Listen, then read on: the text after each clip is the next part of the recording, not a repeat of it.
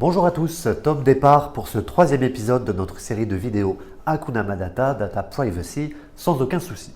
Le but aujourd'hui est de faire le tri entre plusieurs notions dont on entend régulièrement parler. Data Privacy, Open Data, Big Data, beaucoup de data partout, tâchons d'y voir plus clair.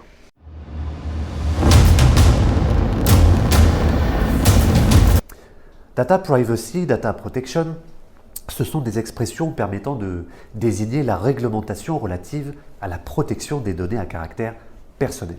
Je ne m'étendrai pas plus, je vous renvoie à nos précédentes vidéos. L'open data ou données ouvertes désigne le fait de partager sous certaines conditions des jeux de données brutes. Brutes au sens pur, non transformées, prêtes à être façonnées comme bon vous semble. L'idée directrice de l'open data est de partager des jeux de données de manière encadrée mais simple, gratuite, afin de favoriser le développement de produits et services à valeur ajoutée. Un exemple concret d'open data, ce pourrait être toutes les régies de transport public de France mettant à disposition les données brutes de cartographie et de fréquentation de leur réseau. Un exemple de réutilisation serait une start-up créant, grâce à ces données, une application permettant de calculer un trajet tout en transport public de Lyon à Toulouse via les réseaux physiques de toutes les villes entre Lyon et Toulouse ayant partagé leurs données.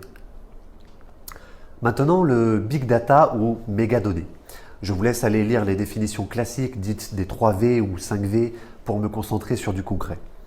L'expression Big Data désigne l'explosion du volume de données numériques disponibles. Pour vous donner un ordre d'idée, le volume de traités entre l'an 0 et l'an 2003 a été atteint en seulement 10 minutes en 2013. Plus de 90% des données jamais traitées l'ont été ces 3 dernières années. Il y a donc eu une réelle fracture numérique.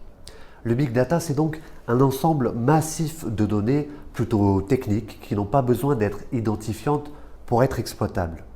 Et ces données sont exploitées en vue de créer des opportunités principalement économiques.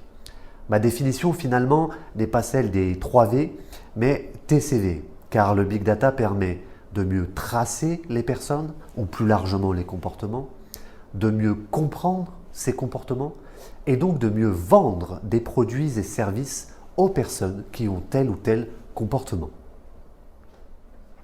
Je vais me risquer un exemple concret de Big Data.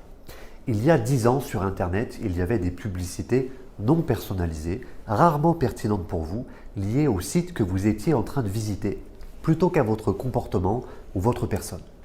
Aujourd'hui, on est capable d'afficher des publicités personnalisées en fonction du profilage réalisé sur vous, de même qu'on est capable de vous suggérer des produits plutôt pertinents.